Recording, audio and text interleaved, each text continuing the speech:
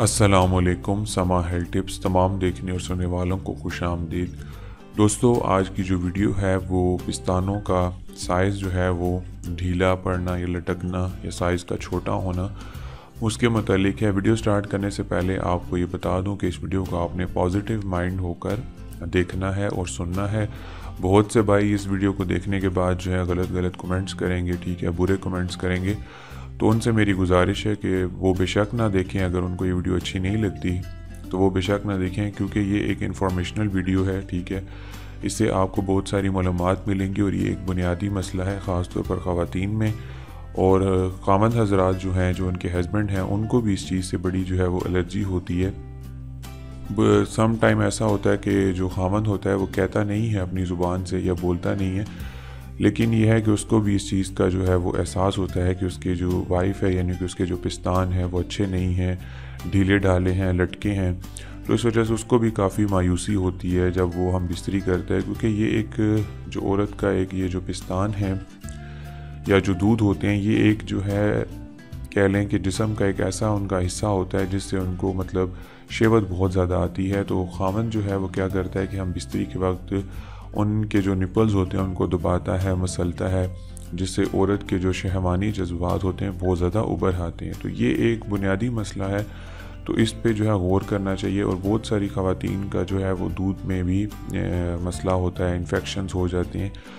तो video start करने से पहले इसलिए आपको बार बार कह रहा हूँ कि जिन लोगों को ये वीडियो नहीं देखनी, काइंडली वो इसका टाइटल पढ़ के ना देखें। लेकिन जो लोग इन्फॉर्मेशन पॉजिटिव माइंड के साथ बैठे हुए हैं या ख़ास तौर पर शादीशुदा जो हज़रात हैं, वो कोशिश करें कि इस वीडियो को पूरा सुनें और इस पर अमल करने की कोशिश करें। अगर कोई ख़वातीन भी इसको वॉच कर रही हैं तो वो भी इसको प्रॉपर वॉच करें कि पिस्तानों का जो लटकना है, ढीला पड़ना है, उसका जो इलाज है या परहेज़ है वो मैं आज आपको तमाम का तमाम इसमें बताऊँगा। सबसे पहले तो आपको ये जानना ज़रूरी है कि जो इसके असबाब होते हैं यानी सबब असबाब क्या हैं, किस वजह से ये होता है। मिजाज में आपके बलगमी रतूबात की ज़्यादती होती है, जिसकी वजह से आपके जो पिस्तान होते हैं ये ढीले पड़ जाते हैं। ज़्यादा अरसे तक का दूध पिलाना, ठीक है। इसके अलावा जिस्म में खून की कमी, बहुत ज़्यादा आराम तलबी, ज़्यादा गर्म पानी से नहाना, पिस्तानों की रगों से दूध का बिल्कुल खाली हो जाना, ये जी 5 से 6 चीज़ें ऐसी हैं जो इसका सबब बनती हैं। सबसे पहले मैं फिर आपको बता देता हूँ कि मिजाज में, ठीक है, रतूबात की ज़्यादती होती है, ज़्यादा अरसा तक दूध पिलाना, जिस्म में खून की कमी होती है, आराम तलबी इसमें है, गर्म पानी से बहुत ज़्यादा ख़वातीन अक्सर होता है तो बहुत ही ज़्यादा गर्म पानी से नहाती हैं, वो नहीं नहाना चाहिए। पिस्तानों की रगों में दूध का बिल्कुल ख़त्म हो जाना, ये 6 से 7 इसके असबाब हैं। इसके अलावा मैं आपको आज जो नुस्खा बताने जा रहा हूँ इस पर आपने काफ़ी गौर करना है और इसका इलाज आपने आज से ही शुरू करना है अगर आपको ये सारे मसले हैं तो। इसके लिए जो नुस्खा मैं आपको बयान करने जा रहा हूँ वो तकरीबन बहुत ही मुफ्त मिल जाता है और मुफ्त बनता है। सिर्फ इसके अंदर जो अज्जा हैं वो थोड़े से ढूंढना मुश्किल हो सकते हैं। लाल अनार, जिसको खट्टा अनार भी कहा जाता है, कंधारी अनार भी कहते हैं। लाल जो अनार होता है, खट्टा अनार और कंधारी अनार भी इसको बोलते हैं। इसके अंदर वाली पीली मोटी छाल, अक्सर आपने अनार छीला होगा तो आपने देखा होगा इसके अंदर एक पीली जो है वो मोटी सी छाल होती है। इस दरख्त के फूल और इसी दरख्त की छाल, यानी तीनों को आपने क्या करना है, अज्जा को 2-2 तोला आपने ले लेना है और 3 पाव पानी में 24 घंटे के लिए आपने भिगो देना है। 24 घंटों के बाद इसको अच्छी तरह आपने जोश देना है।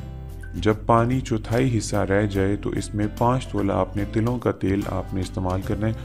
तिलों का तेल आपको पंसार की दुकान से जो है वो रोगन आपको तिलों का जो है वो मिल जाएगा आसानी के साथ। और इसको आपने क्या करना है, हल्की आंच पर फिर पकाना है। जब तमाम पानी जल जाए और सिर्फ तेल रह जाए तो ठंडा करके किसी शीशी में डाल लें। दोबारा मैं आपको ये चीज़ बता देता हूँ कि लाल अनार आपने लेना है, इसकी मोटी छाल और इसी दरख्त के फूल और इसी दरख्त की छाल आपने ले लेनी है और तीनों अज्जा को 2-2 तोला आपने लेकर 3 पाव पानी में 24 घंटे के लिए भिगोना है। 24 घंटों के बाद आपने इसको अच्छी तरह जोश देकर जब पानी का यानी कि आधा हिस्सा रह जाए, चौथाई हिस्सा रह जाए, तो आपने इसमें तिलों का तेल मिलाकर किसी आग पर पका लेना है। और जब तमाम पानी बिल्कुल ही जल जाएगा, सिर्फ तेल रह जाएगा, तो आपने क्या करना है कि ठंडा करके किसी जगह आपने محفوظ کر لینا ہے۔ اس کے علاوہ میں آپ کو بتا دیتا ہوں کہ پستانوں کا لٹکنا یا ڈھیلا پڑنے کا علاج ایک اور بھی ہے، اور اس کا طریقہ استعمال میں آپ کو بتا دیتا ہوں۔ اس کے ساتھ ساتھ پستانوں پر آپ نے کیا کرنا ہے کہ ہلکے ہاتھوں سے اس تیل سے آپ نے اس کی مالش بھی کرنی ہے۔ مالش کر کے ٹھیک ہے، ٹنگ پر آپ نے جو ہے وہ اوپر اس کے جو براؤزر ہوتا ہے، ٹھیک ہے، اس کو کیا کہتے ہیں، وہ بریزیئر جو ہوتا ہے، سوری، وہ آپ نے جو ہے پہن لینا ہے۔ یعنی اس تیل سے آپ نے کیا کرنا ہے کہ اس کی ہلکی ہلکی مالش کرنی ہے تاکہ پستانوں کو جو ہے وہ سہارا ملے۔ یعنی میں آپ کو اس کا طریقہ استعمال آپ کو بتا رہا ہوں کہ وہ آپ نے کیسے کرنا ہے، کہ یعنی کہ جو تیل ہوگا اس کو آپ نے کیا کرنا ہے کہ ہلکے ہلکے ہاتھوں سے اس کی مالش کرنی ہے، اور اس کے اوپر آپ نے بریزیئر جو ہے وہ پہن لینا ہے تاکہ پستانوں کو سہارا ملے، اور 24 گھنٹوں کے بعد آپ نے نہا لینا ہے، اور دوبارہ یہ عمل کا آپ نے کرنا ہے مسلسل۔ جب تک آپ یہ کرتی رہیں گی عمل، کم سے کم 1 مہینہ، میں نے پہلے بھی بتایا کہ بہت ساری چیزیں ہوتی ہیں، کم سے کم 15 یا 1 مہینے کے اندر آپ اس کو استعمال کریں تو وہ نسخہ جو ہے آپ کو فائدہ دیتا ہے۔ 10 سے 12 دن کے اندر کوئی رزلٹ نہیں ملتا۔ یہ آپ نے تب تک کرنا ہے جب تک آپ کو مطلوبہ رزلٹ جو ہے وہ نہ مل سکیں۔ اس کے علاوہ میں آپ کو اس کا علاج اور پرہیز بھی آپ کو بتا دیتا ہوں کہ مزید اس کا جو پرہیز ہے وہ آپ نے کیا کرنا ہے کہ چکنی اور بلغم پیدا کرنے والی اشیاء جو ہیں وہ آپ نے ان سے پرہیز کرنا ہے۔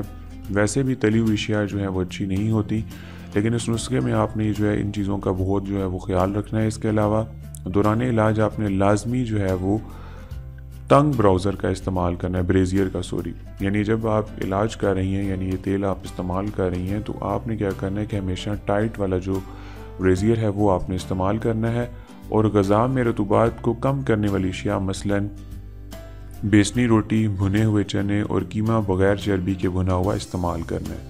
یعنی جو خوراک آپ اس کے دوران استعمال کریں گی وہ ہے بیسنی روٹی، بھنے ہوئے چنے اور قیمہ بغیر چربی کے بھنا ہوا استعمال کریں، یہ اس کا پرہیز ہے۔